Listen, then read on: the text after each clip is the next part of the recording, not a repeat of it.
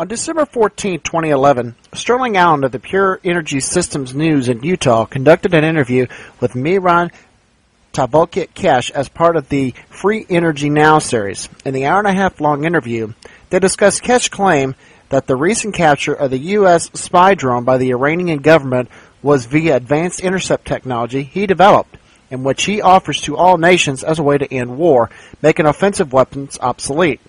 Mr. Keshe is an Iranian scientist and engineer, heading the Keshe Foundation, which he claims has technologies that can manipulate gravity for Mach 30 travel with no friction while maintaining an internal environment of 1G. He also claims technologies for the production of food and water and healing in space, providing all the ingredients needed for space exploration. The interview was conducted via Skype and isn't always of the best audio quality. At a minimum, the interview is entertaining. If true, the content may be among the most important information in the world presently. It presents a very different view of Iran, both in terms of its technological capabilities as well as its peaceful intentions.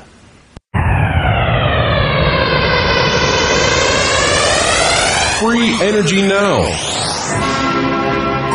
Imagine a world in which each home has its own power generator that obtains its energy in such a way that no fuel has to be added. Imagine every vehicle being able to run without ever stopping for fuel. Imagine each appliance having its own power source that never has to be recharged. That is the world of the future. Join with us now as we track our progress towards such a world. We're doing a story in our news about the drone that was captured in Iran and the post that you put recently on your forum. And I just wanted to get some additional clarification if I could. Do you have a couple minutes? Yeah, no problem. Okay. If I understand correctly, the technology that you say the Iranians used to capture that technology originated with you in your lab. Is that correct? I told you before that we have transferred full knowledge of space technology to Iran. And at the same time, I explained in the forum and in the interviews in the past 2 years that when these systems are used, they block the radar system and the mass and the size is irrelevant. So these systems have a total jamming capability to jam radar or any other thing. So it's exactly what we've been saying for the past 2 years. This is the capability of the space technology. And now you see the results. There is no damage to the craft. There is nothing. It's just the two wings. The one of the wings on the right side is cracked. The whole thing is in fully intact. Don't forget that the craft did not go for emergency landing. It was picked up and put down. Because if we would have done an emergency landing or we would have landed without any wheels, which is there, it would have been crushed altogether. So, and at the height which has been picked up and is still intact, it is untouchable. It is exactly what we described. It will happen, and now you see the practicality of the use. Is this technology you're talking about making it available to all nations to help eliminate war? Is it a technology that could conceivably also be used aggressively or you cannot use it when everybody has it. You can't use it aggressively anymore. This is what I've been warning and what I've been telling for past 2-3 years. This is a new development in total space technology. A craft like this cannot be brought down, especially at high speed, high altitudes, with a full remote control with 2 or 3 satellites locked into it. And being able to land it, to take control and land it on its own, it only can be done with the technology which I described for the past 2 years that it will happen. Now we're seeing it for the first time. And in the interview I gave to Kim, about 6 or 8 months ago, I said this will be happening, and you see this happening now. So in this scenario with the drone, for example, was it a scenario of the spacecraft going and intercepting, picking up, and then carrying it? I'll put the knowledge on my forum. Huh? Okay. It's a pick up and landing. It's pick up and drop. You can block, you can cover the space environment, and you take control. Literally, the craft has no more control and no line of communication outside it. We showed the system physically and the weight reduction of 3-4 years ago, videos of it, and the physical system on the 3rd of December in Belgium in a presentation of 130-140 people. So we already have shown the physical system in public for the first time this year. And next year we'll show a more powerful system.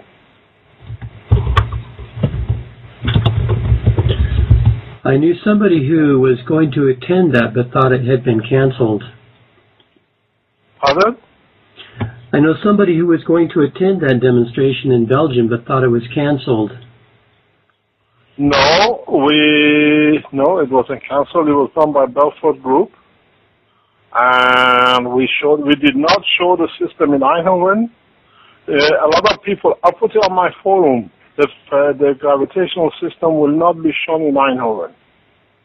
And a lot of people we're going to see a UFO. And we said we will not show the technology there because we had to cross border with nuclear materials and we could not do so.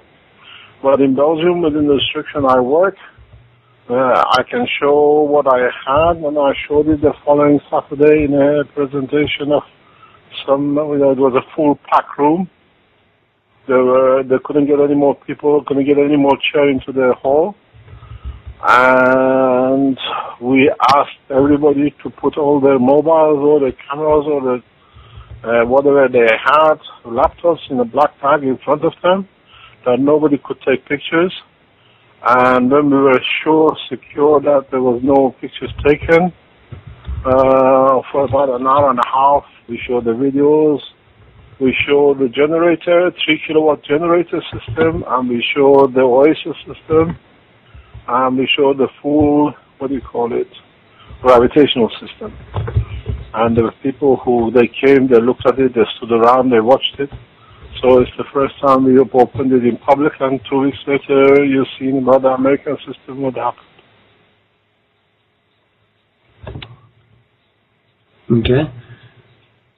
What is the present status in terms of the prognosis for bringing an energy technology to the marketplace? We are selling a lot of it. We're receiving a lot of deposit, and as we said, by the end of next year, within the next 12 months, we start delivering the 10,000 units which we received orders for to the people who paid the deposit. They'll be informed where to pick it up. And we are literally commercializing fully from next year. We are not short. We show the system, the physical system with its stand and its framework in the presentation on the 3rd of December. And now the new generation is going to be much, much more powerful and much simpler and smaller. The present one that people are paying for with delivery within the next 12 months, what's the power output and price? At the moment, the price is set at €5,000, 3 to 4 kilowatts, and the price will go up to €20,000 for 3 to 4 kilowatts within the next couple of days. We wanted to put it up from 1st of December, but there is so much orders coming through that we thought we'd hold it back at least to the 1st of January at that price. And then it goes up to 20,000, equal to 3 to 4 kilowatts in Europe at the moment. If you buy a solar system, what they put on the roof, at the moment in Belgium is €19,500 for 3 to 4 kilowatts. where you only have produce energy during the summertime and daylight. This system is 3 to 4 kilowatt, 24 hours a day. And so it's very cheap for what is on offer. And there's a 10 kilowatt which is mainly targeted for American market, which is at the moment 20,000 euro and will go up to 50,000 euro. What's the difference between the 20,000 euro and 50,000 euro? It's just it's the same system, but we kept the price especially down for introduction. And now we have met the orders we were looking for, and at the same time we are opening an institute to start teaching the space technology and the medical side and everything else. So we finance it through our own system. We give you a cheap system, so people get something which never had before, and they pay for it, and that pays for the institute and the university to be set up and be paid for. We are commercializing for our own benefit. How many units do you expect to sell in the first 6 months and deliver? We already received a horrendous amount of deposits. We already have, we put the order out about 6 months ago, and just for 10,000 units, and that's why we are going up to a different rate now. People don't sit and listen. I've been giving lectures for past nearly 8-9 months, every week, once or twice, around Europe. People see, people know, they understand the technology, and they are changing it. I'm fully booked for next 2 or 3 months, giving lectures all over Europe. So we don't have a problem. People understand it, they see it, they comprehend the science behind it, because I teach in my presentations that people understand the basic. So they understand what it is, and secondly, on the medical side, we have shown such a huge, gains. We show the people, the guy who's been paralyzed for 15 years, not being able to walk or talk for 20 years with Parkinson, now he does 3.5 kilometers cycling. We are putting some 8, 10, 15 different videos from different people on. The technology is opened up itself, and we're getting support from everywhere. We most probably will show new things very soon. We'll go on the internet. We're coming to agreements for different aspects of technology with different organizations, governmental organizations and private organizations around the world, because they come and they see. So if everybody is looking for energy. Energy is not our game. Energy is something there which is a byproduct of the process. But it allows us now to open the university, which we have found the premises, and we will open the institute in the next few months. If a government or industrial entity came to you to enter a commercial agreement or some kind of a contract, what would they be able to see by way of demonstration? We will demonstrate to the people who do. Secondly, we don't need anything. We commercialize everything through our own, foundation. We are cash rich. We don't need people to pay us money to be part of it. We develop it, but we allow other people to have an agency or be part of it to develop it. We already have come to a verbal agreement for the water production. And the agreement comes to finish within the next 6 months. You can buy units which produce water out of the air. Mm-hmm. So, but that is done. We do all the research. The people who come with it, they do the commercial, agency work for it. So, what I'm asking is, let's say, for example, somebody from the United States wanted to be a distributor of this technology for the United States, and what would be the process that you would go through with them? We don't need distributor. Foundation does its own distribution. We manufacture at a point. Whoever buys it by order, they pick up. We tell them where, or they pay for the delivery. This is how the first 10,000 units is done. We produce, we have the facility, we have places where we can produce our systems, and they just get a, the confirmation that the units are ready, they pick it up themselves. That's how we are at the moment running it. And that confirmation for the first 10,000 units is supposed to come in the next 12 months that they can pick them up? Yes. We start delivering within, hopefully, the first half of the next year. The initial units will go out. They are very much sealed. It cannot be tampered with. Nobody can break into it to see how it works. They will have a GPS locking to it because they're sold per address every block. We have people who wanted to buy 5 pieces or 10 pieces. They could retail. We block because everything is tracked through banking and through all the ways we can check. We are not there to compete. We are there to show we can do. It's a big difference.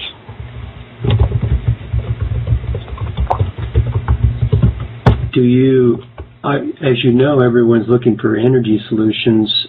As this takes off and people start seeing products powering houses and small businesses, I would imagine the demand would increase substantially. Are you in a position to be able to handle it? Then we hand the affairs back to the government. In whatever nation comes, we pass the technology to the government. Don't forget, we are based, and I work totally on one basis, and the foundation's on it. We give the knowledge to the nations, to the people. So that's what I said, even in Europe, we hand over the list of the people who bought our system to the federal governments, to the governments of to the nations, because if you sell 1 million units, let's say in a country of 10 million, or 8 million, or 50 million, the governments will lose their revenue from the taxation of the fuel or whatever. Who's going to pay for the hospitals? Who's going to pay for cleaning the roads?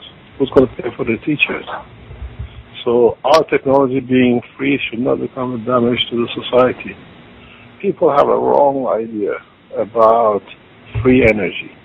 The minute you bring it out that it's going to be free, governments will tax it, and we hand over the whole thing to the government. We are not here to disturb the structure of the society. The young, the old, the young have to be taught, and the old have to be looked after, and that we will keep that, and that's part of the structure we will work. If people think they're going to have a free energy buying the unit, they don't pay anything anymore. I think sooner or later they find that the governments will have it anyway.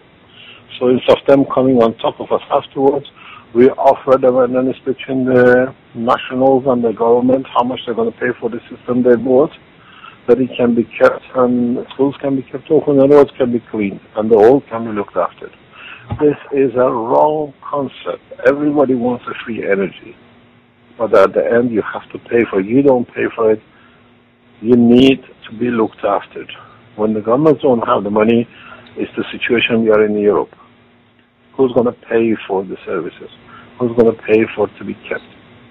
This free, have it all, even the systems are there to do. We are not the only one. There are other organizations like us who are developing technologies. Well, that's what taxation is for.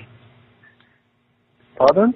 Isn't that what taxation is for the government to... No, taxation, yeah. You pay taxes on the fuel you use. You pay taxes, even the electric cars, you plug it somewhere, you have to generate to charge your battery up. You pay for taxes on the electricity which you're charging it up. When a system like ours comes in, which you don't have any material to burn, and you tap into the universal system of energy, then you don't need to buy anything. Fueling of this system, we reckon, is between every 30 to 50 years. But you're not paying taxes for what you're using. Who's going to pay for the taxes? Who's going to pay for the services which you like to have free? You like your free energy. There's still other things that you can pay taxes on. You can pay taxes on the sale of the unit. You can pay taxes on. I mean, there's still a lot of that sales. goes to the government. I think we've discussed this with some governmental officials in the past few months. It is very much the line of thinking. If it picks up the way we think it's going to do, it's like the way you pay taxes on your car. In Europe, we pay taxes per consumption or per the size of the engine. Like in Belgium, if you have a small engine, you pay 600-700. If you have a bigger engine, you pay 2,000-3,000 euros per year. These units will be taxed, I think, on the same basis. The government taxes you per size of the unit you take, because you don't need to lock into the main anymore. And if you sell so much energy, government can't buy your energy back because they have enough themselves. So it comes out to taxing at the point of per unit per year. The people have totally the wrong idea about free energy. Even the windmills, even the, what do you call it? The solar cells, everything in time, they gave the bonuses for people to get it, but in time they're going to be taxed for it. It cannot be, the structure of the society in the West is that you cannot have everything free and don't pay for it. Well, when I personally use, I run a website where we use free energy routinely, and by free energy we're not talking about the energy itself being free, but meaning that the energy that comes off the device. Listen, if there are 1,000, 10,000 people using little units they make or whatever, yeah, it's a different story than when you have a lot of people in the population use the system. Odd ones in the community, if you go from, let's say, 1 million houses in Belgium, maybe 50, 100, 200 people generate energy in a different way. But mainly the rest rely on national grid. Let me finish my point, please. I want to rebut something you said earlier.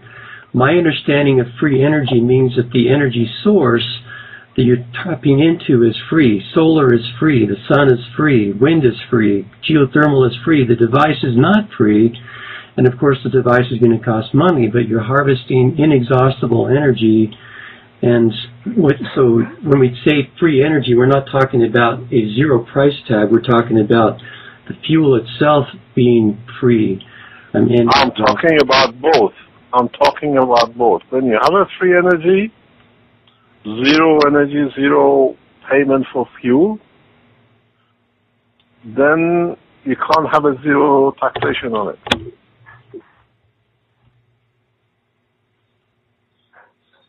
Hello? Yeah, it seems to me, though, that one of the biggest problems in society right now is governments that have gotten way too big. I mean, they need to come back down to size, and they have plenty of sources for taxation revenue from sales and other things. Just because energy is gradually taken away as a revenue source, they should gradually pare down on size because they become, in my opinion, government should be reduced, not increased. They're too big.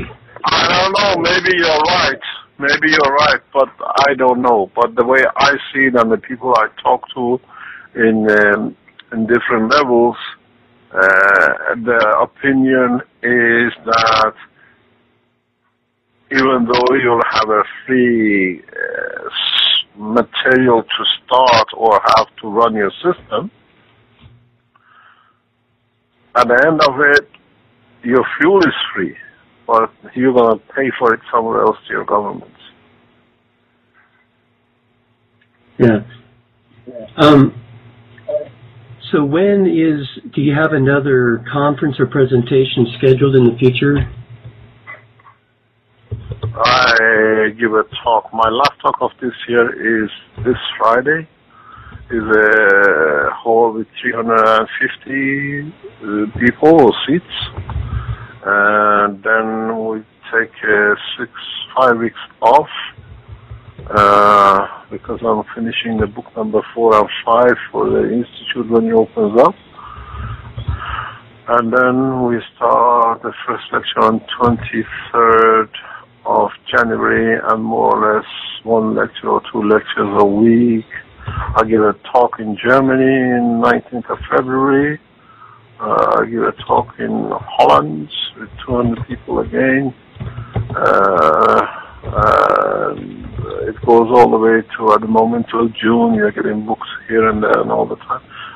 Everywhere, by rule, at the moment for past 8 months, we're giving a public talk at least one Friday a week, sometimes 2 talks a week.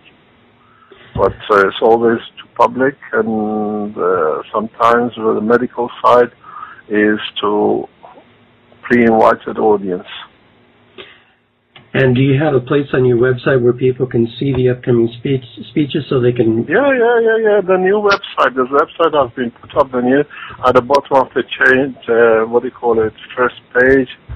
It gives you the list of the presentation upcoming. There are a few which haven't been put on, because we'll see when I come back in January how and where, because now we have our own auditorium, 100-seat auditorium, which we run 2 Fridays a week in Belgium, presentations. So the foundation is on it. Is that at KesheFoundation.com?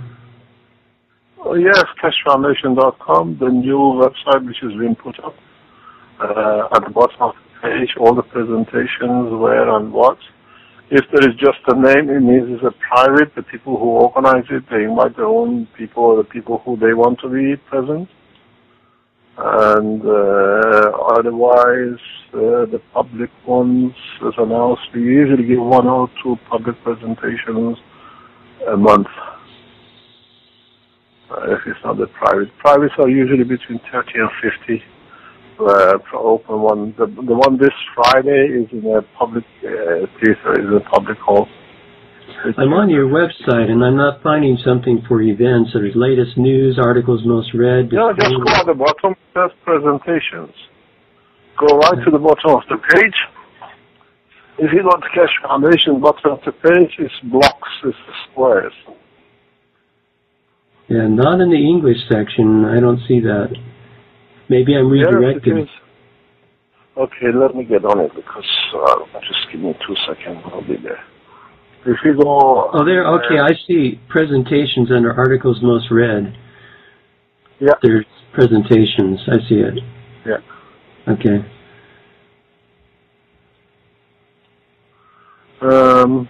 Before it is, everything is there as we see it. Okay.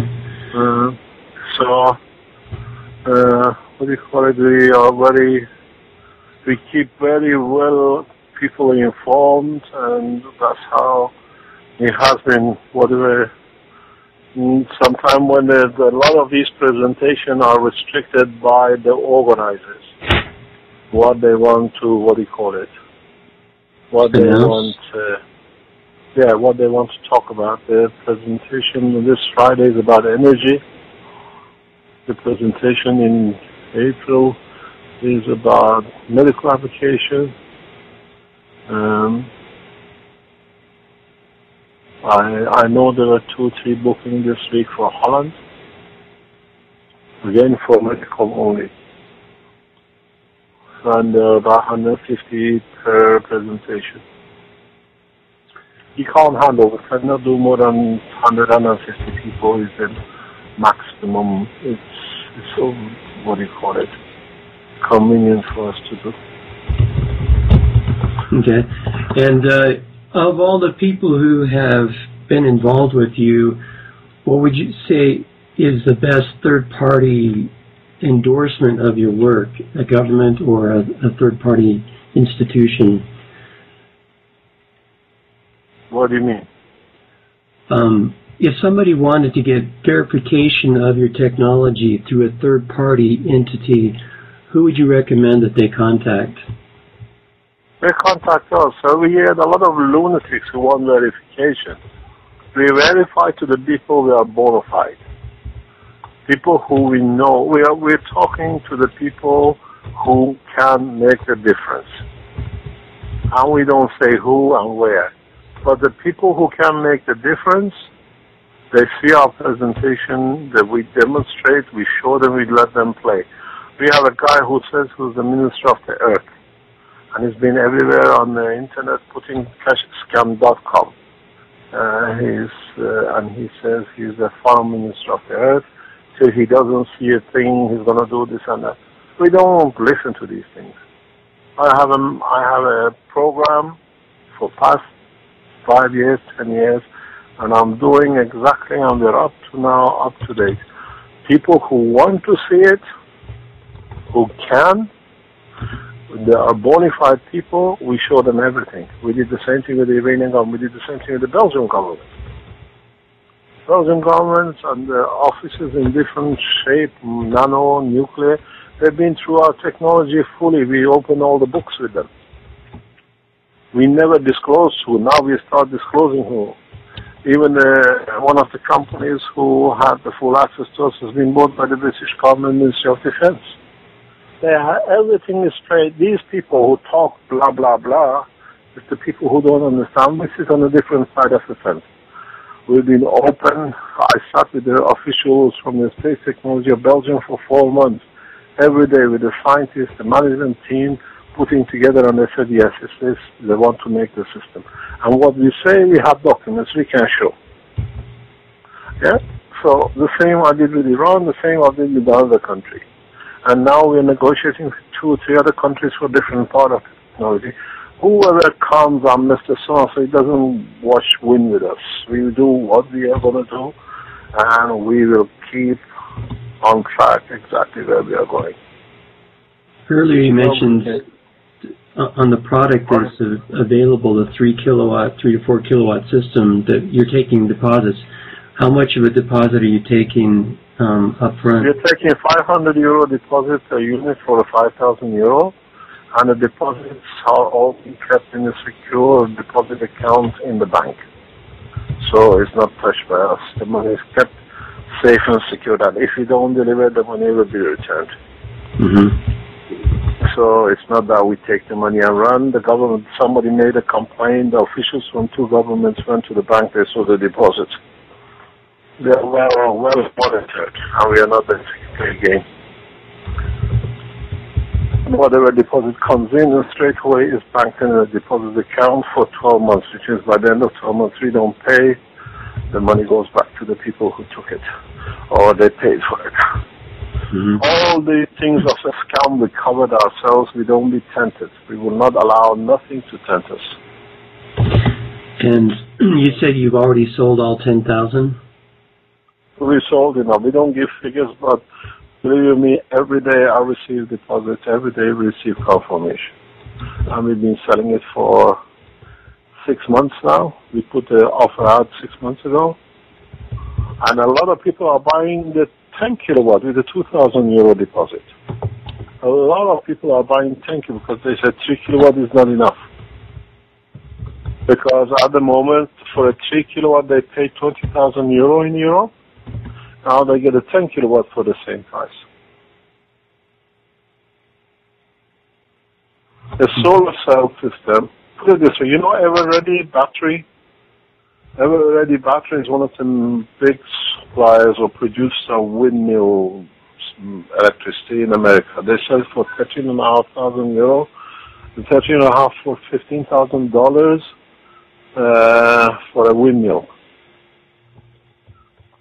So if you can have a 10 kilowatts for $30,000 at the moment, you know who's buying it, and nobody will refuse taking it. Okay. And I meant to mention at the opening, I made this call through Skype, and I have my Skype set up to record the conversations. Would it be permissible for you if I made this interview that we've had available to our audience? No problem. I knew you were doing it. That's why I answered you correctly. Okay. I know how you work. Allan, I know you by now very well. I've done 3 or 4 interviews with you. I respect your integrity. you and I had our ways of falling out, but you know how I am. I'm very correct, very precise. I don't say things to please people. I do things to be correct. Well, I won for nearly 2 years. You were the first one I talked about the Iranian space program. Now you've seen the result. Iran announced on the 16th of March this year they have a spaceship program. Now, 6 months later, you've seen it. Yeah. You were the first one. I even sent you the videos of the first rate reduction, if you remember, 2 or 3 years ago, with the private access. Yeah? Yeah. So, you know we are correct. We are very correct, and that's why we don't let individuals or people with the multi-organizations coming trying to tell us what to do. When I see things right, I do it. And because we are cash independent, it means nobody can dictate to us what to do. We don't need people to give us money to dictate to us what to do. We receive finance. We had supporters for a few years. People supported us in the background. I thank it for them. They are getting paid for their support. But now the foundation has its own total independence, and we kept ourselves independent. Now we stay independent. So nobody can tell us, but we offer our technology to governments because this is a change of faith. It's not, I'm not selling one screw or I'm not giving you a free energy system. It's a space, it's the new materials, it's the medical application, it's the energy system, it's total new production of food. We're running trials on food production. So this Keshe Foundation is not one-off doing one energy. People just stick to what they like to see. But you have to look at the full spectrum of what we are doing. And thanks, we received support now from several governments. They are prepared to support us. There are people who are prepared to come in because they've seen us. We don't shake and shiver. I'm there. As far as it can be done, I teach. Now we asked from the most famous university in Belgium, Leuven University, to give us accommodation that we can start our university. They refused. Now we found the premises, we can do it somewhere else. I remember something that you said in an interview that we had in the past, that you said something to the effect that all of these technologies were motivated by the bottom line goal that you have of enabling astronauts to live safely in space. So that's a multifaceted task. It's not just propulsion. It's not just energy. It includes food and supply and support. There's one thing which we say, Keshe Foundation is a space technology development. And for the first time, we have shown this. We allowed other universities to qualify our discoveries. Now we are ready, complete, to be independent when we go to space. We have our own lift system and motion. We have our own energy production, absorbing radiation in magnetic field of the environment. We produced the materials in 2004. 2005 was tested by the IMEC in Belgium, confirming the new discovery. We have the reports of it. And what we reported in 2005, on the 8th of November 2011, NASA has announced they discovered the material which we discovered 5 years ago. And they published the paper. I wrote to NASA guys. I said, we already have this paper, this material. So we have, and they said through this material they can go for all sorts of spectrums, magnetic field absorption. We already done that 5 years ago. With the material we developed, we can produce energy, we can produce food, we can produce light, we can produce water. So in our space technology, we have become totally independent from coming back to Earth. Or depending as now NASA is planning to go to Mars in 2030, 7 months on a few weeks on the moon, and then Mars, and then a few months back, 22 months trip. They have to calculate everything. With this technology we developed, we do not need to calculate anything. They have to calculate if they have a headache, what tablet they need, how much water.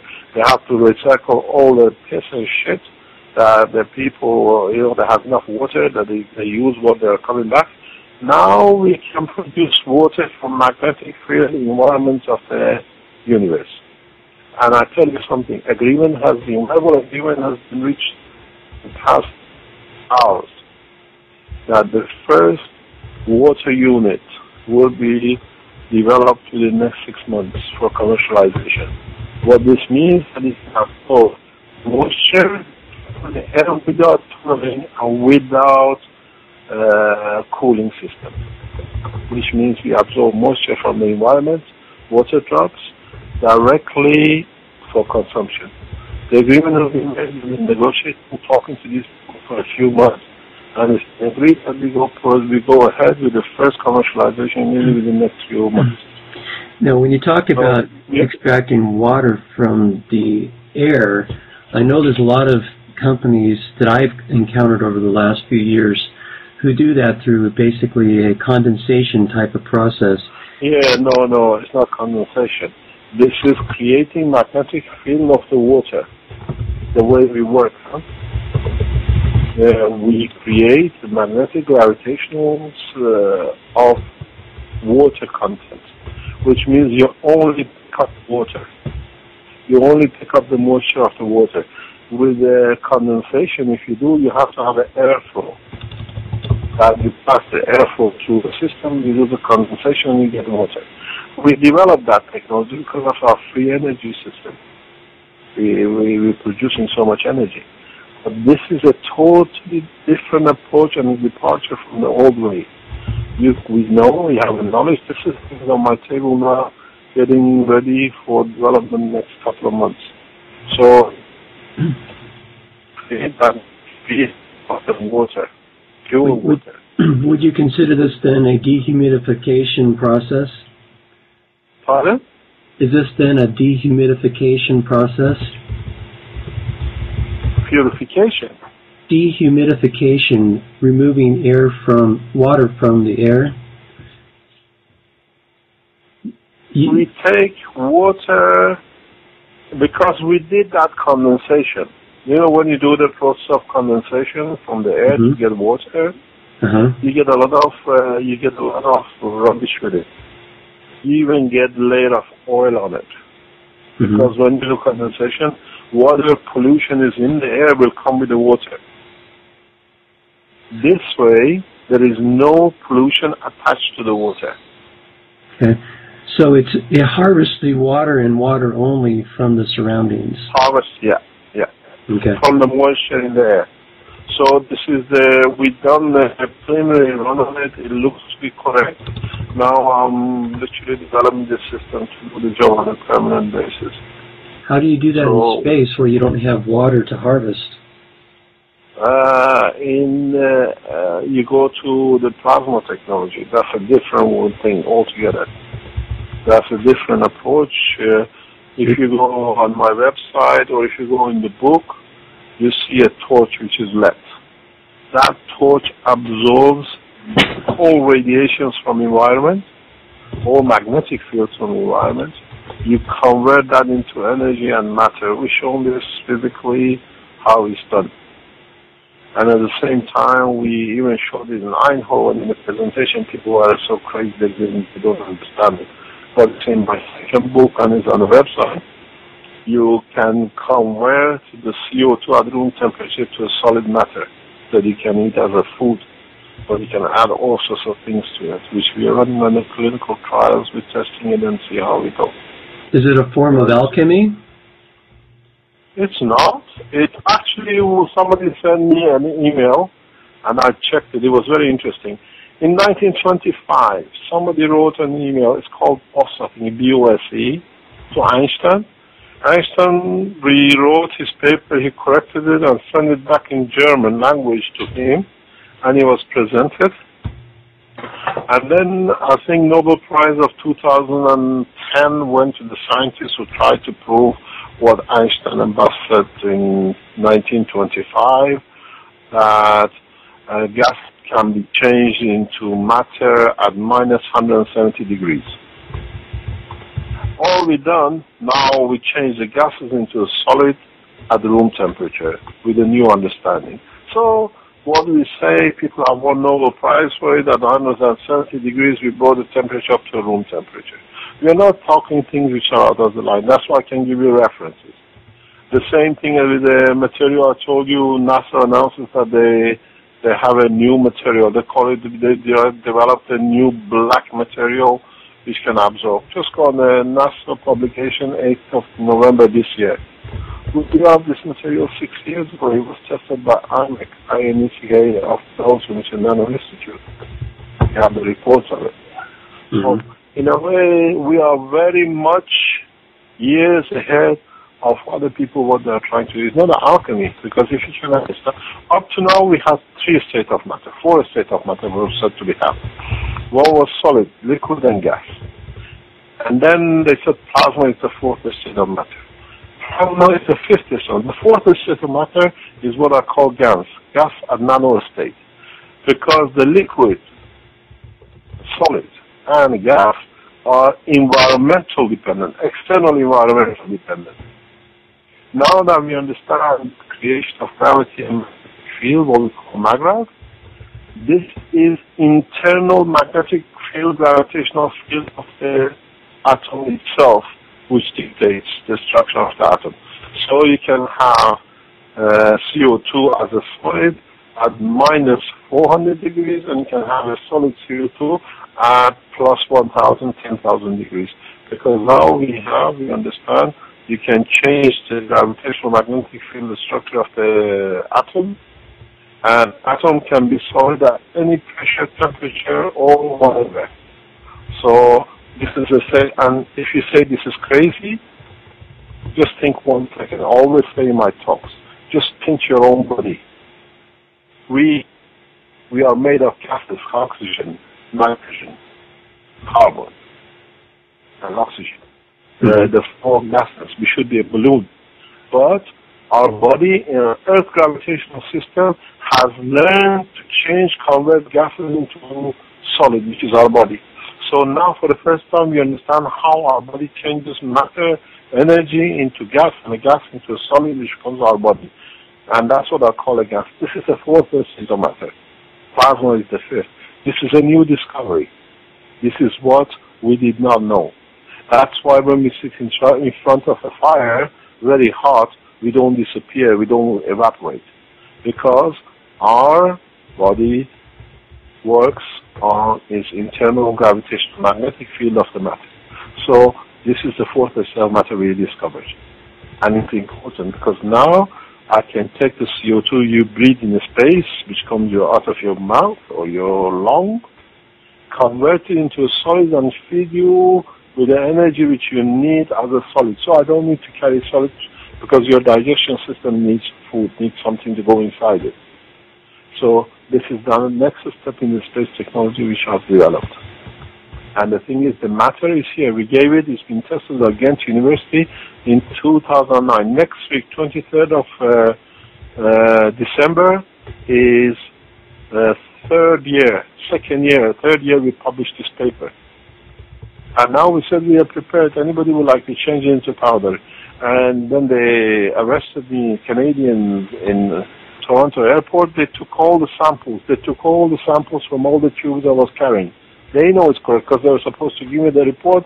They classified it. They said, no, we cannot give you. So the Canadians know already what I have in my hand. It's not alchemy. This is next step in the man's development in the world of science.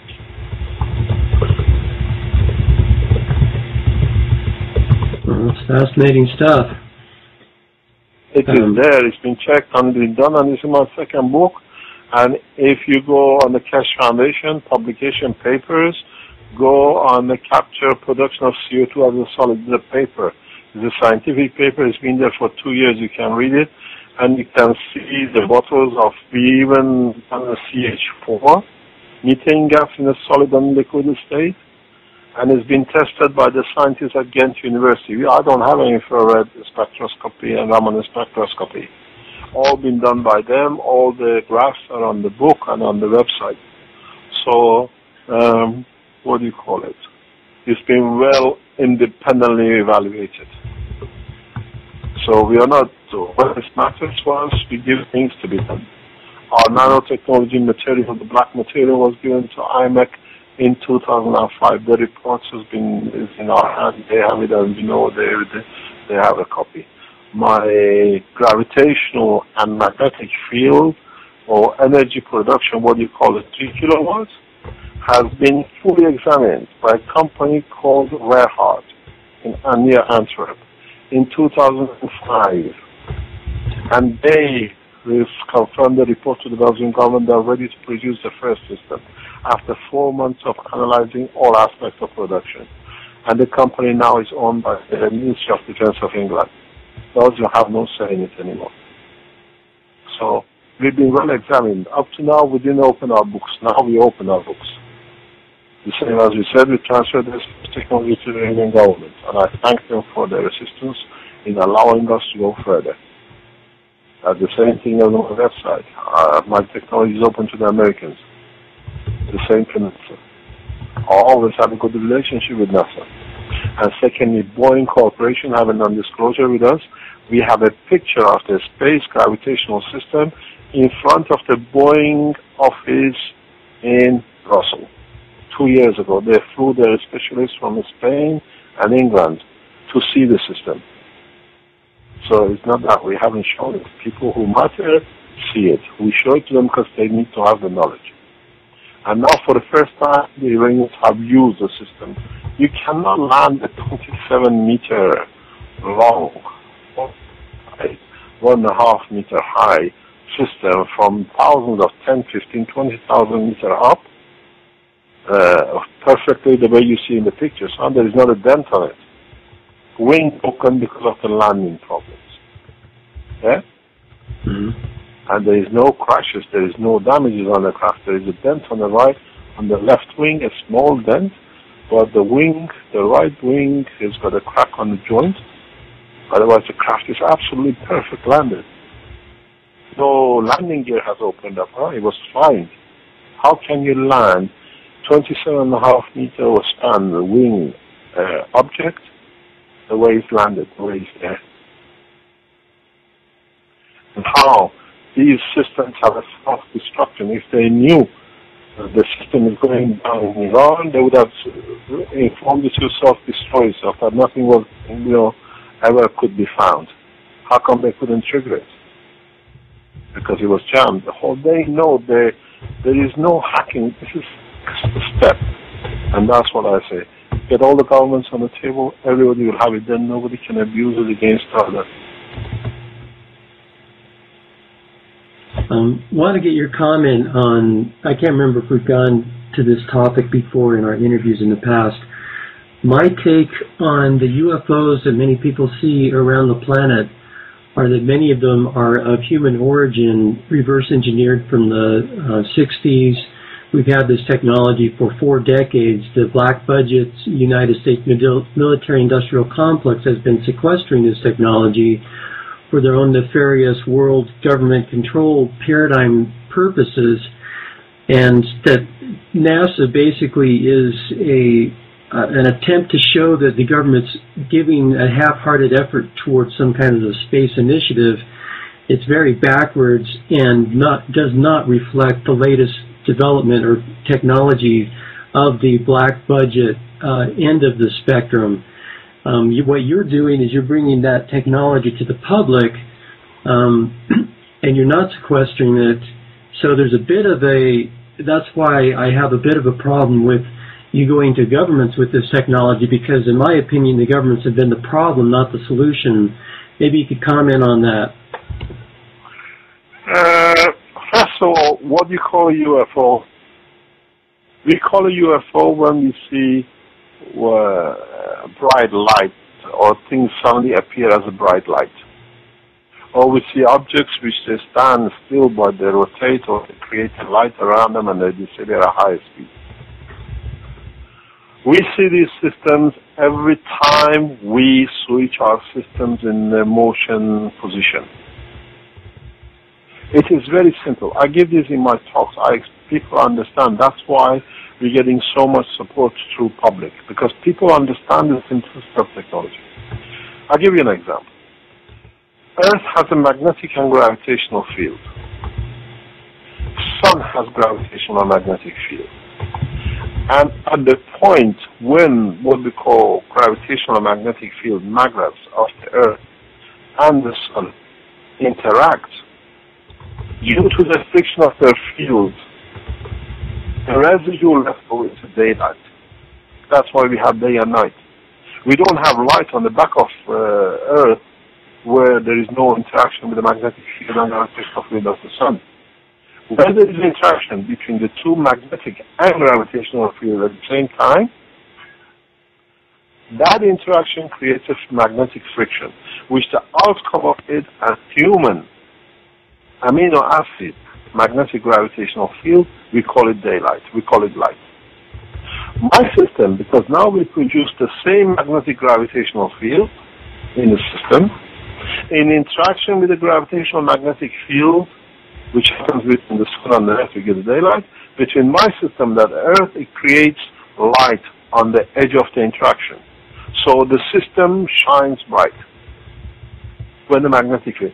So you see a three-dimensional light, you see a light bulb. This is a natural phenomenon. If you can understand the interaction between Sun and Earth, you can understand the interaction between my system and the Earth system. So what you call UFO, we call it the bright light in the sky. It will be the future of how we will see. We see tracks of the aircrafts when they go at a high altitude. In the future, we'll see moving lights when they use the system for motion. So there is no extraterrestrial or aliens or whatever. Soon we are aliens ourselves when we go to other planets. But at the same time, life and intelligence and intellect is not unique to Earth. If you understand the process of the creation of things, life is everywhere in the universe. So if there are people who in the universe did not have the birds like we did, and did not have the Chinese that could give us rocket propulsion, that's what we did with the little fireworks 700 years ago. We just built a bigger one, we call it rocket now. How do they fly? We see stars, we see planets, we see all sorts of things moving in the universe, but we don't see any wings on them, we don't see any jet rocket propulsion on them. Everything moves, everything keeps its position due to creation of magnetic and gravitational field at the same time. So, if there are intelligence outside who achieved that, understood what we understand now in Keshe Foundation, which is the next step of man's development, then they arrive here, they've been here. They'll come, they were same as we go to the moon, we are going to the Mars, and we go to beyond this solar system. Because we're getting the understanding, we understand how the universe works. The difference why people talk rubbish about our technology is the NASA technology is propulsion and the bird. Chinese firework and the flight of a bird. The system we developed is the way Earth, Sun, all the planets, the universe works, magnetic and gravitational. So when you have this, if a government has discovered such a technology and are using it to control others, I don't understand why do they need the craft that Iran has to capture. Why don't they go and change everything the way they want? So I don't think the technology is there. It's good to think somebody has done it. But now the technology is here and is in the hand of a very safe government. The Iranian government is very safe. Doesn't matter what people say. They've had the technology for 3 years. We haven't seen anything done wrong. So if the Americans want it, it's there on the table. It's been with them on the table for all the time. The same with the Chinese. The same with the Russians. So If a government has it and they want to control it, why do they need to fly a 27-meter craft to spy? They can land, disappear, and not to be seen. I've developed a technology which has been tested a few months ago. I can disappear the system right in front of you while you're watching it. Because when you create a balanced magnetic field with your environment, there is no friction, there is a dark entity. So you don't see it. On the spot in front of you, the system disappears. But it doesn't disappear. It gets the vision, but you cannot see it. So this is one of the tests we've done. We announced it a few months ago that we achieved such a thing. So if the Americans have it, if there are any intelligent people in the world want to control, why do we fight for the oil? Why don't they land in the middle of Tehran and change the regime, or land in Libya and change the regime, or land somewhere else? I don't think they have it. And I'm sure it's because the entities that have this technology do not operate in the open, so they can only use the technologies that are publicly known, that come from bona fide. I'll tell you something, Allan, I'll tell you something. This is for the first time we disclose it in public.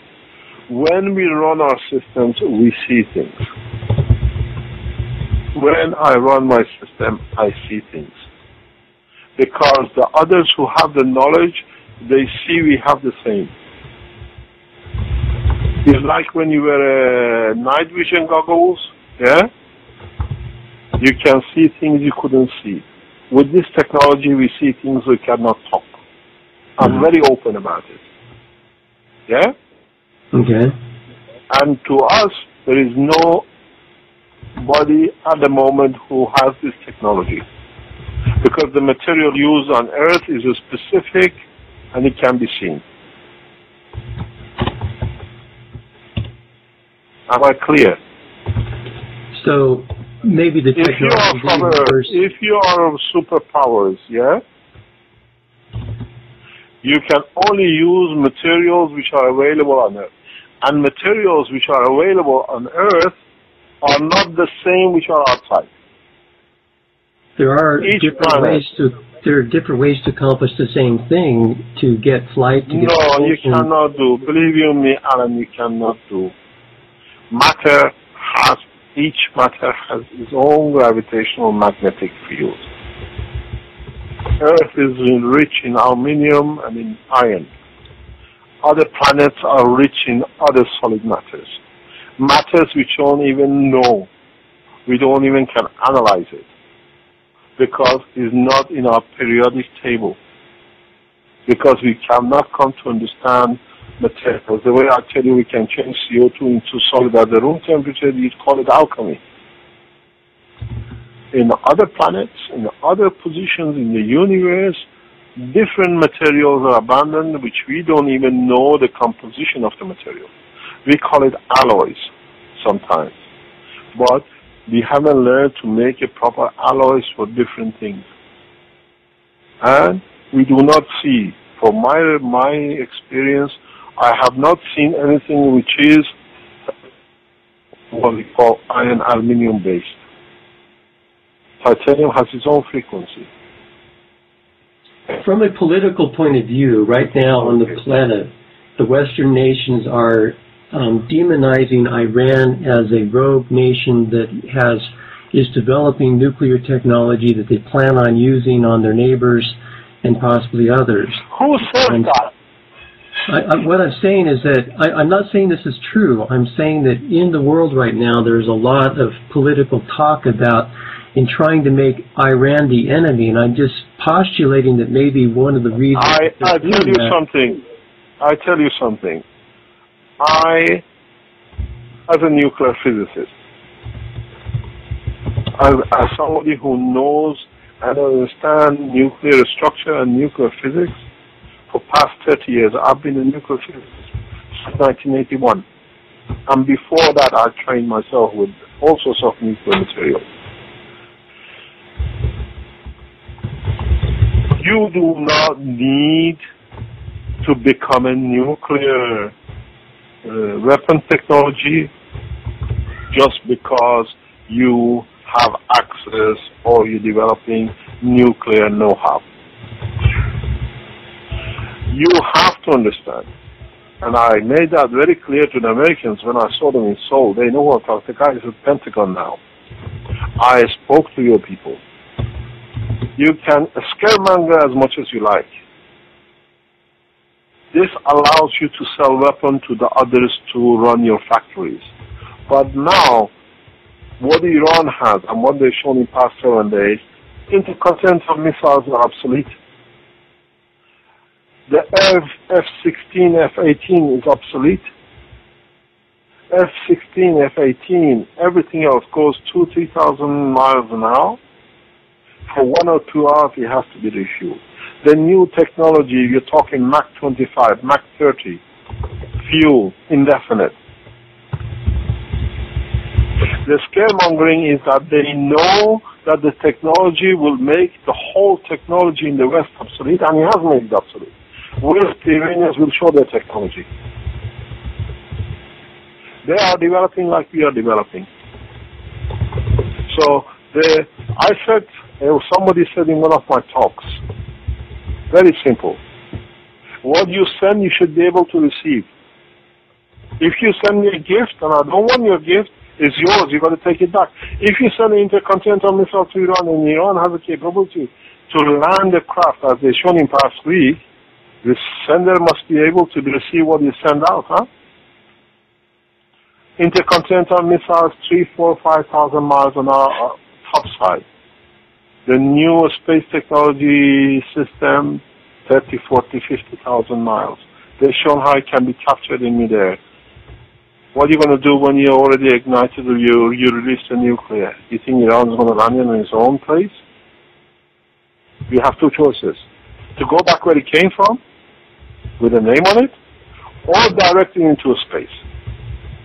Safely out of the Earth's atmosphere. Which one? Who wants to play the game? You think Iran is going to return American intercontinental missiles back to America? No. We have to release it back into an environment of space. So, what's the use of fighting? What's the use of all this military hardware? If we put the energy and the effort which is done in military hardware to scaremonger, let's put all the effort into space. I said to a diplomat very recently, if you are fighting to become minister, to be a minister or president of a nation of 5 or 10 million, to cause so much havoc for us, I'll give you a galaxy. Go and become a president of a galaxy. Leave this planet on in peace. There is no need for it. The thing is, it's not me and the Keshe Foundation anymore. The knowledge has been passed on to governments. So there are two choices. We sit and talk, and we all learn, and we stop with this war and warmongering, or somebody's going to get hurt very soon. One of these intercontinental missiles, one of these attacks, we're not going to land where it's supposed to land, huh? And then what? We saw with Japan. We are all contaminated. We are all getting hurt. Me, you, my child, President Obama's child, President Ahmadinejad's child, the Chinese president, the farmer in the back of Arizona, and it's the same with a black guy in South Africa. We all got hit by it. Tokyo, the Japan earthquake, the nuclear station showed us we are all one. We are one community, one nation. It doesn't matter what tribe we call ourselves. And if these missiles start flying and they land in the wrong place, it won't happen to Iran. God help Washington. God help Tel Aviv. God help Moscow. I don't support no religion. I don't support no government. I will support the nations, the humanity. I'm not anti-Israel. I'm half Jewish. I'm not anti-Iran. I'm half Muslim. I'm not anti-America because I have first cousins who are half American. Anywhere anything gets hurt, I get hurt. Why? What's the need of superpowers? Let's sit on the table. Everybody has it. Let's talk straight. Let's help each other. Let's do it. I respect the Iranian scientific organization which helped me and allowed me to develop my technology to where it is now further. I thank the Office of the President Ahmadinejad, His Excellency, his research office, They allowed me. They paid everything provided to be done. The same thing I thank the Belgian government with their heart, which they allowed us to sit and talk and find that we can develop the technology. The same thing I did with the Samsung group in Korea. So there is no time to fight. There is no time making somebody bad that he can do it. You know, I always say in my talks something very simple. The guy goes in the chemist shop, says, "Do you have fuel?" The guy says, "No." He pisses in the chemist shop and he walks out. The guy says, "What are you doing?" He says, "Okay, that's it." He comes back the next day, he does the same thing. He comes the third time, the chemist says, "Stop. You come here to piss and go. What you're asking if I have a fuel or not?" It's the same situation with America. You want to make Iran bad, or Iran making a weapon technology, Iran making a nuclear, blah, blah, to attack Iran that you can sell arms, you do it. At the end of the day, it is one thing.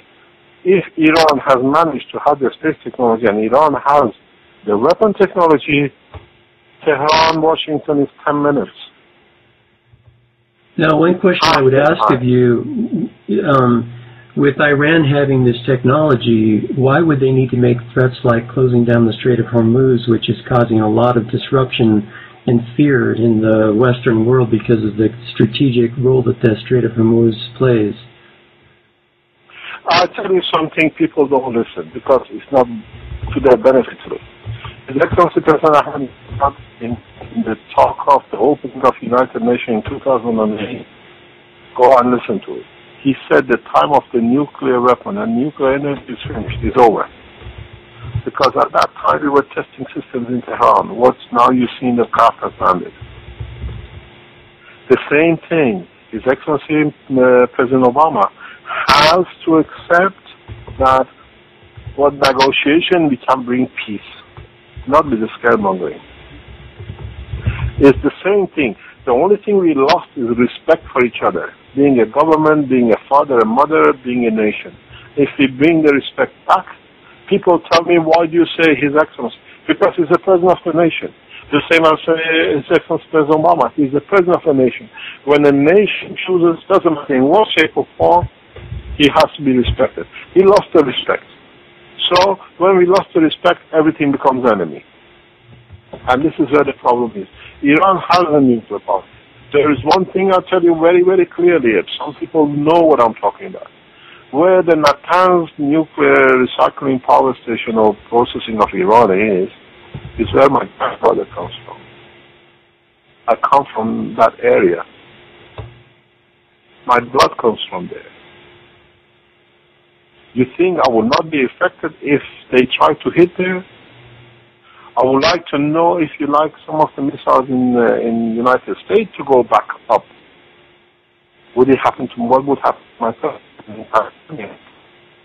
in New York, in Washington? Huh? The bad thing is now we become international.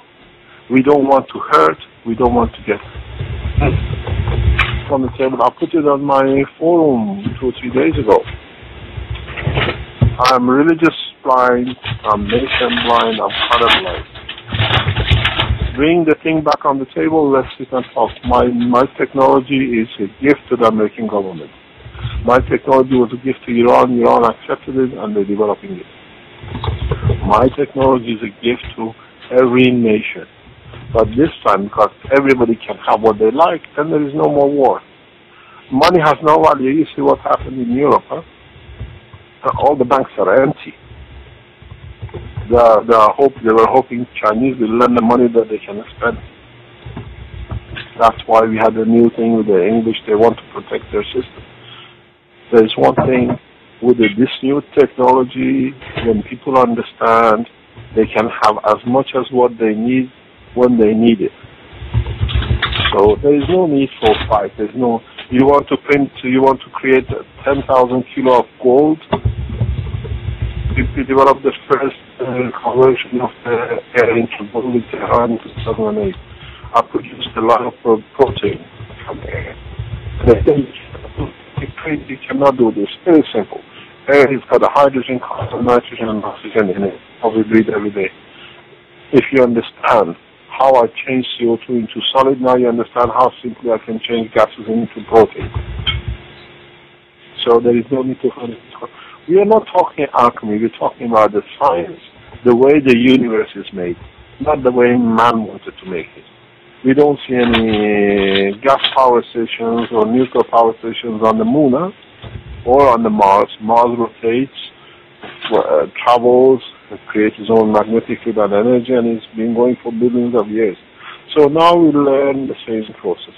Now we're doing the same process to everybody, so that everybody can have the pleasure of living a comfortable life. There is no need for war.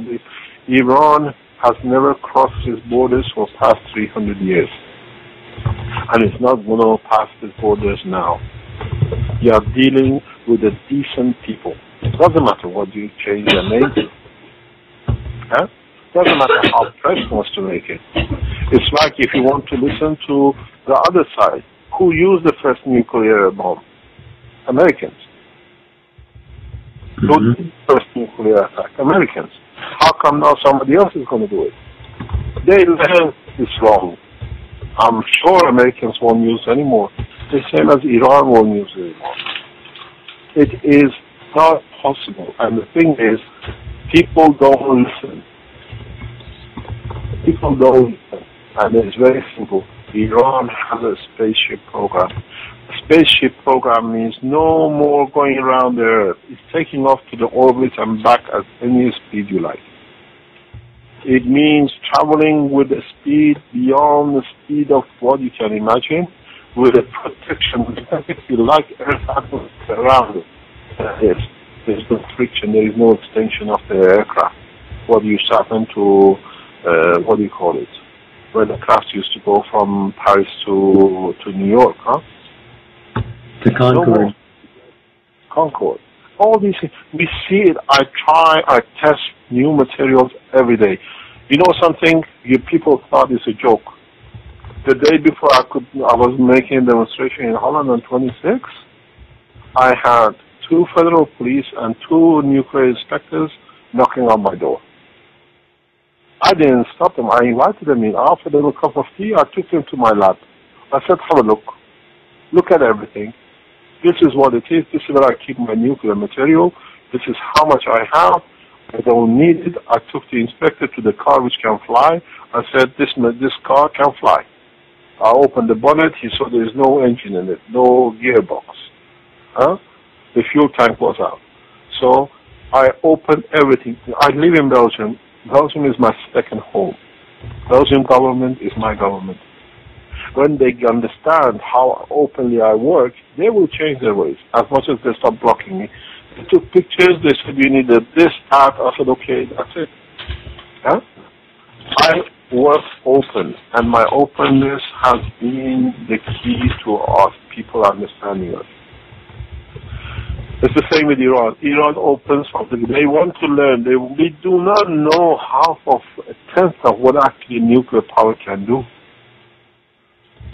They want to research in their way. American did their way. French did the same. Canadian did the same. British and everybody else did the same. The only thing is now, if you say Iran makes a nuclear power, the problem, let me tell you, the biggest problem is with America or with Europe. Do you know why Iran has become an evil, acts of evil, and is going to have a nuclear power? Do you know the reason behind it? I used to work for British Nuclear Fuel in a cow shed in 1980, in a top secret location. And I came to understand one thing. The cake has been sliced, and there is no more for nobody else. American Westinghouse and General Electric will build the systems. British will recycle. French will be the fuel supplier. Belgium has become the center for medical system, because the Canadian system failed. They cannot create isotopes for medical. Iran is cutting into this cake, because once Iran develops a nuclear, the whole system with the reactor, then they can sell into others. So they become one part of the cake. That's what the problem with Iran is.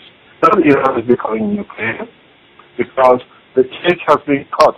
1981, all British nuclear reactors were shut down because I had a copy when I was working with the British nuclear. Agreement was reached that British would use $3 of Westinghouse and make it system. So British has no more nuclear. All gas-fired coal reactors are going. French will do the supplying. British will do the reprocessing. And now, if Iran develops technology they are doing, then Iran becomes a competition. How do you destroy a competition? By accusing it of developing something or being a thief. And Iran developing it because they think Iran is being self-sufficient developing nuclear and the reactor technology, then they go into the market selling it. So they lose a piece of their cake. That's why Iran is acts of evil, and no other reason. The rest is a color. People knew, everybody knows. People who are in the nuclear industry, they know why Iran is acts of evil. And if they're, but the thing is, Iran will develop its nuclear power. I have nothing to do with it. I've never been in touch with it. I went to Iran to develop their space technology. I've done the same thing with Belgians. In 2005, I spent 4 months with the Belgian space people and energy people in developing what they call magnetic gravitational system. Yeah? Or they call it gravitational energy system. Mm-hmm. That's the name of the contact. Yeah? So everybody knows what I'm doing. Everything is open to the table. So there's one thing is this. If Iran has access to the space technology the way they've shown in the past week, they can bring one of the most advanced aircraft down. It hasn't crashed. There is one thing people have to understand. This aircraft hasn't crashed because you can see it in one piece, huh? Yeah. It's been captured. It's been captured. At 20,000, 10,000, 30,000, 40,000 feet above Earth, if a craft crashes, you saw what happened with what do you call it, the Panam Air, huh? North of Scotland. Luckily, huh? That's what happens when a plane crashes. Mm-hmm. How can a plane land from 20, 30,000 kilometers up, meters up, and be intact? Just think, the technology is so advanced. They've landed the craft exactly the way. They jammed it exactly the way the space technology system works. When you have dynamic magnetic field, as in my interviews 2 years ago, you can't get radar going through it. It jams it because it's like a water well, huh? It's like in a washing machine. Everything gets crushed up. They could not get into it to destroy it because it's been controlled. It's not hacking. It's not jamming. This is full pickup, lift, and blockage. And the aircraft dropping from 20, 30,000 feet is still in one piece. You just need to think. The space technology has changed. The rocket propulsion has changed. This is the new face of new space and aircraft industry. Now, from a practical point of view, talking about communications, where you want communications, in the case you just described, I could see a reason for blocking communications, but yeah, but the thing is, we developed a different way for communication with these systems. Communication with these systems on flight is totally different than the present communication system we know. It's actually the same, but it's a more advanced way. We communicate. We have a dynamic atmosphere around the Earth, yeah? But we still communicate with our satellites, with the two systems which are on the Mars. It's really, the communication with these systems is very much in a black box condition. You do packages. This technology is getting developed. I'm working on it. That you cross and you do it. But in a way, you have to understand with these systems, you have 1G all the time within the structure of the craft, which means inside is always 1G. You don't have the way we see with the, what do you call it, space astronauts at the moment, the weightlessness. Right. It does not exist in this system. Because you create gravity and magnetic field like Earth, you can create a zone which is always at 1G. So it's not that you're floating, you're fully in control, you're always at 1G. You're always walking. It's literally like the way we create 1G when we go on the jets from, let's say, New York to Tokyo. They create a compression or pressurized cabin that we stay at 1G that we feel normal. In this system, because you create magnetic and gravitational field, you can dictate the zone where it stays at 1G. We tested this. Originally, all my reactors used to be working that way. So I know exactly how it works. We know exactly how it is. And then when we start extending beyond the boundary, we've seen the lift and everything else. And these reactors were tested in Belgium in 2005, 2006. And you have to understand, Iran has a very, very strong, highly educated and very intelligent scientists. They will develop a version now putting that in the problem. And I'm sure when they make them on the table, they will develop their own taste and their own texture. So we'll have different innovations. And it's the same. The same we have Boeing and we have European space, what do you call it, aircraft industry. But Iran is definitely years ahead, and I thank them for the support they gave us and the easiness they allowed me to work and develop my technology, and I left all the knowledge behind. I worked on open basis the same as I did with the Belgians. We don't hide and talk. Hiding and talking with this technology doesn't work. We make a woman who's been paralyzed in bed for 6 years, the video is on the internet, to walk without any kinesis, without any medication. We make, a man after 15 years to walk without medication. So if I was a crook and I was talking rubbish, I wouldn't put these things on the internet. I wouldn't put 10, 15 different videos on different things, so I wouldn't write books. We know what we are talking about. Trying to discredit us has helped us to go more advanced. The more they try to say we are rubbish, with no free energy, he didn't show his spaceship and his generator in Eindhoven. People came to see a spaceship and they got pissed off. We said we're not going to show things.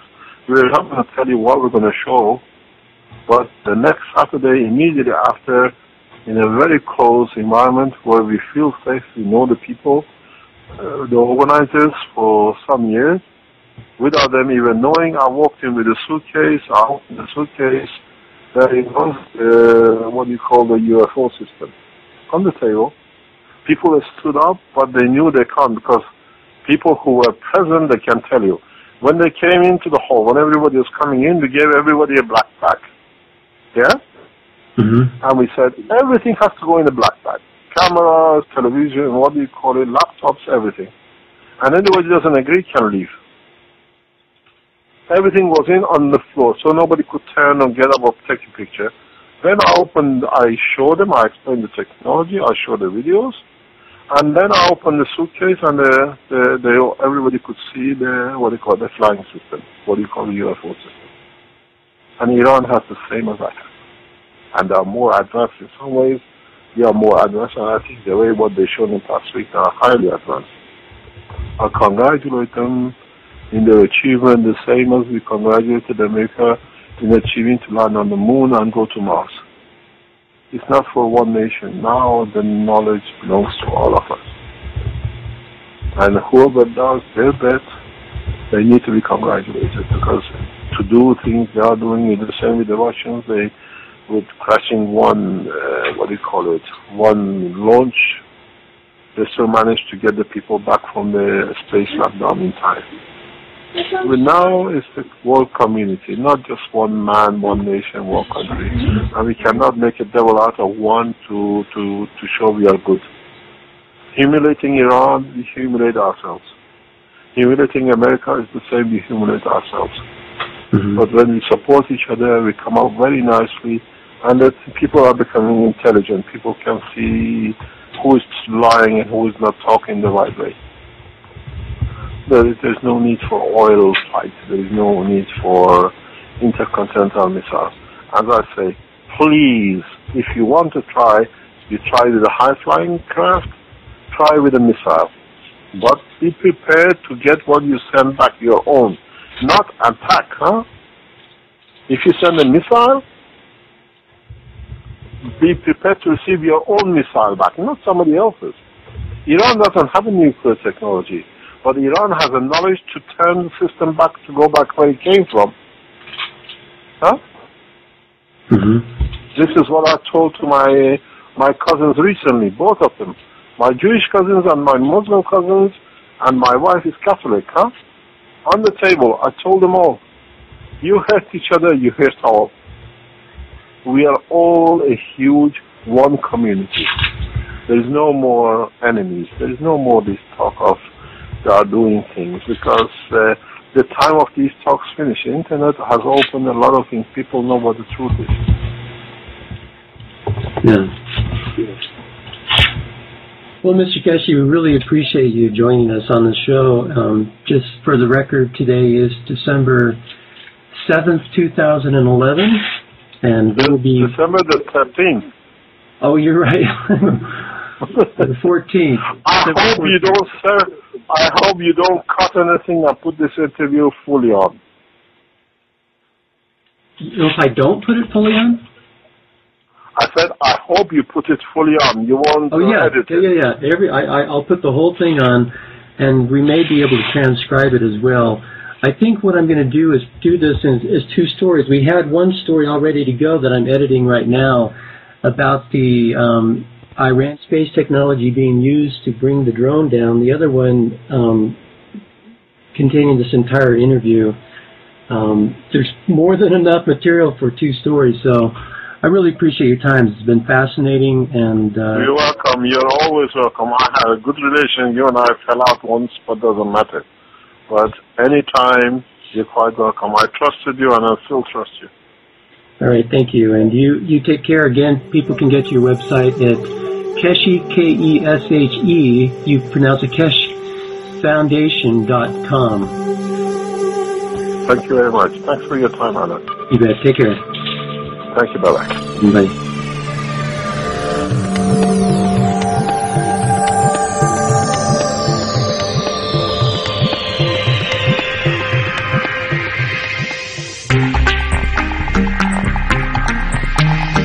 You've been listening to Free Energy Now, brought to you by PES, Pure Energy Systems.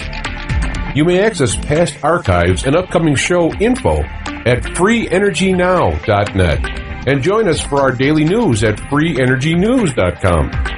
We invite you to see our directory of energy technologies at peswiki.com. That's peswiki.com. PES, the Pure Energy Systems Information.